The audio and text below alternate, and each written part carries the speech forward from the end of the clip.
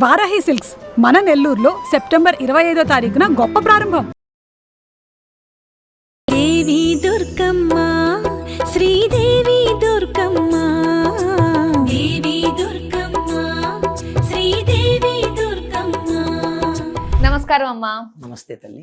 అమ్మ, ఇవాళ 3వ రోజు అమ్మవారు అన్నపూర్ణాదేవిగా దర్శనమిస్తారు కదమ్మా. అసలు అన్నపూర్ణ, కాశీలో అన్నపూర్ణమ్మని చూస్తే 2 కళ్ళు సరిపోవు. కానీ చరాచర జీవరాశులన్నిటికీ కూడా సకాలంలో అన్నాన్ని ప్రసాదించే అన్నపూర్ణాదేవిని ఈ రోజు ఏ విధంగా మనం కొలవాలి, అలానే అన్నపూర్ణాదేవి యొక్క ఆవిర్భావం ఏ విధంగా జరిగింది, దాని వెనకున్న కథ ఏంటో తెలుసుకోవాలమ్మా. ఆవిర్భావం కాదు కానీ ఆవిడికి సంబంధించిన కథ అయితే చెప్తా. సరే. అదే ఓం శ్రీ గురుభ్యో నమః, శ్రీ మహాగణాధిపతయ నమః, శ్రీమాత్రే నమః. నిత్యానందకరీ వరాభయకరీ సౌందర్య రత్నాకరీ నిర్ధూతాఖిల ఘోర పావనకరీ ప్రత్యక్ష మాహేశ్వరీ ప్రాళేయాచల వంశ పావనకరీ కాశీపురాధీశ్వరీ భిక్షాందేహి కృపావలంబనకరీ మాతాన్నపూర్ణేశ్వరీ అని జగద్గురు శంకరాచార్యులు అమ్మవారిని ప్రార్థన చేశారు. ఆవిడ అన్నపూర్ణే సదాపూర్ణే శంకర ప్రాణవల్లభే అని ఆవిడ్ని మనం ప్రార్థన చేసుకుంటూ ఉంటాం. ఎందుకు ఆవిడ్ని భిక్ష ఎందుకు అడుగుతున్నారు? జ్ఞాన వైరాగ్య సిద్ధ్యర్థం భిక్షాందేహి చ పార్వతి. జ్ఞానము వైరాగ్యము అనేటటువంటివి రెండూ నాకు సిద్ధించటానికి భిక్షనివ్వమ్మా అని అడగడం. మామూలుగా కడుపు నిండడానికి అన్నం పెట్టమని అడిగేటటువంటి అన్నపూర్ణ మాత్రమే కాదు, జ్ఞానము వైరాగ్యము అనేటటువంటి వాటిని భిక్షగా తనకి ప్రసాదించమన్నటువంటిది. అటువంటి జ్ఞానాన్ని ఇచ్చేటటువంటి తల్లి అన్నపూర్ణ. ఈ అన్నపూర్ణ మనకి కాశీలో కనపడుతూ ఉంటుంది. ఆవిడ యొక్క ఆలయం మనకి అక్కడ ఉంటుంది. నిత్యాన్నదానం జరుగుతూనే ఉంటుంది. కడుపు నిండితే కదమ్మా ఎవరికైనా శరీర పోషణ జరిగేది. శరీర పోషణ జరిగినప్పుడే మనసు కూడా తృప్తిగా ఉండేది. మనసు తృప్తిగా ఉన్నప్పుడు మాత్రమే ఏదైనా చేయగలిగేది. ఎందుకు ఆవిడ్ని జ్ఞాన వైరాగ్య సిద్ధ్యర్థం భిక్షాందేహి చ పార్వతి అని ఎందుకు అడిగారు? జ్ఞానము వైరాగ్యం ఇవ్వమని ఎందుకు అడిగారు? ఆవిడని అన్నం పెట్టమని అడిగే సందర్భంలో అంటే మనం తినేటటువంటి ఆహారంలో 6వ వంతు మనసుగా మారుతుంది.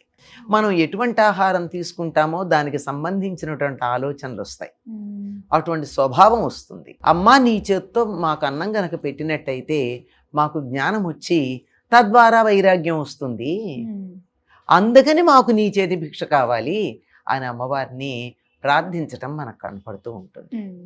మామూలుగా అన్నం అనలేదే ఆవిడ, ఏమన్నాం? అన్నపూర్ణ అన్నాం. కడుపు నిండా అన్నం పెట్టేది, నిండుగా అన్నాన్ని ఇచ్చేటటువంటి తల్లి. ఎంత నిండుగా అంటే శరీరంలో ఉండే అన్ని కోశాలు నిండేటట్టుగా అన్నం ఇచ్చేటటువంటి తల్లి, అన్ని కోశాలకి పరితృప్తి కలిగించేటటువంటి తల్లి. ఈ తల్లికి సంబంధించినటువంటిది కాశీ అన్నపూర్ణకి సంబంధించి మీరు కథ ఒకటి అడిగారు కదా, ఒక చిన్న కథ ఉంటుంది కాశీలో. ఒకసారి వ్యాసుడు అక్కడే ఉండేవాడు ఎప్పుడూను. ఒకసారి వ్యాసుడిని పరీక్షిద్దామని చెప్పి 7 రోజుల పాటు అన్నం దొరకకుండా చేశారు. కాశీలో ప్రతిరోజు అన్నపూర్ణాదేవి మధ్యాహ్న సమయంలో కుతపకాలం అనే పదం వాడతారు. అంటే సూర్యుడు సరిగ్గా నడినెత్తికి వచ్చేటటువంటి సమయంలో బంగారు పాత్రతో అన్నం వడ్డించడానికి సిద్ధంగా ఉంటుంది చెలికత్తెలందరూ తన చుట్టుపక్కల ఉండేటట్టుగా. అంచేత కాశీలో ఎప్పుడూ ఎవరు అన్నము అని అడగరు, అడగాల్సిన అవసరం లేకుండా అన్నం పెడుతూ ఉంటుంది. మధ్యాహ్నం అయ్యేటప్పటికీ అన్నం అసలు వితరణ జరుగుతూనే ఉంది. ఈ రోజు కూడా అలాగే జరుగుతూ ఉంది. గమ్మత్తుగా అన్నం అంటే తినే ఆహారం అని మనకు అర్థం, ఏది తింటామో అది అన్నం. కానీ మనకి దక్షిణాత్యులకి అర్థం ఏమిటి? అన్నం అంటే వరన్నమే. ఇదే అన్నం మీకు కాశీలో కనపడుతుంది. మిగిలిన ఉత్తర దేశాల్లో ఎక్కడా మీకు వరన్నం కనపడదు, బియ్యంతో వండిన అన్నం కదా. ఒక కాశీలో మాత్రం మరి ఏమిటో తెలియదు, వరన్నమే మనకి బాగా కనపడుతూ ఉంటుంది, అమ్మవారు వడ్డిస్తూ ఉంటుంది అంటారు. ఈనాటికి కూడా అటువంటి అన్నం మధ్యాహ్న సమయం అయ్యేటప్పటికీ అలా ప్రవహిస్తూనే ఉంటుంది ఆహారం. అటువంటి కాశీలో 7 రోజుల పాటు వ్యాసుడికి అన్నం దొరకల. అన్నం దొరకకపోతే 7వ రోజు ఆయనకి కళ్ళు చీకట్లు కమ్మాయిట. చక్షులు రెండును చిమ్మ చీకుటలుగా భిక్షాపాత్రంబు హట్టంబునైన వైచినన్ అన్నాడు. ఉమ్. ఆయనకి ఎంత కోపం వచ్చిందంటే ఆ కోపంతో అన్నం దొరకలేదని తనతో పాటు తన శిష్యులు ఉన్నారు, వాళ్ళకు కూడా దొరకల. అందుకని ఆ భిక్షాపాత్ర దారిలో ఉన్నటువంటి రాతి మీద వేసి కొట్టాట. ఓ. కొట్టేటప్పటికి కొట్టేసి ఊరుకున్నాడా, ఉమ్. చేతిలో నీళ్లు తీసుకుని కాశీని శపించాలనుకున్నాడు. మాభూ త్రైపురుషి విద్య, మాభూ త్రైపురుషం ధనం, మాభూ త్రైపురుషే ముక్తి, కాశ్యాం నివసతాం సదా అని 3 తరాల వరకు కూడా కాశీలో నివసించే వాళ్ళకి విద్య కానీ మోక్షం కానీ ఉండదు అని శపించబోయాడు. ఉమ్. ధనం ఏవి ఉండవని శపించుదామని ఇలా నీళ్లు తీసుకున్నాడు కదా, చేయి కదల్లా. కాశీని శపిస్తే శివుడు ఊరుకుంటాడా, చెయ్యి ఎలా ఉండిపోయింది.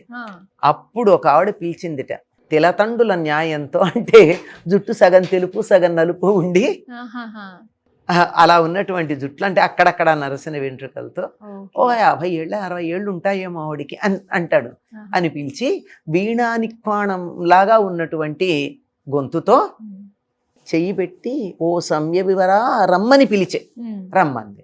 వచ్చి భోజనం భిక్షకి రమ్మంది. అంటే పెళ్ళా కొన్న కథాన నేనొకడనే భిక్షాన కుంబొత్తునో ఎల్లం శిష్యుల గుంచు ఒత్తునో నిజంబేర్పాటుగా చెప్పుమా అన్నాడు.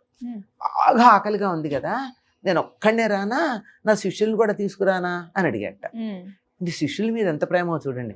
అందరూ రమ్మంది, వచ్చాడు. స్నానం చేసి వెళ్ళిరానైనా స్నానం చేయండి గంగలో అంది.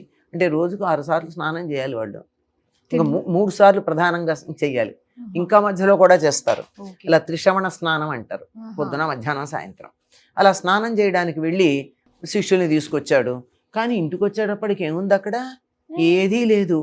ఎక్కడ వండిన గాని వంట చేసిన లక్షణాలు గాని వాసనలు గాని పొగపు వాసనయు ఏమీ, వండిన పులుపు ఏమీ లేదుట. లేకపోతే ఏమిటి, వాళ్ళ కూడా ఈవిడ పిలిచి ఉరికే అంటుందా అని.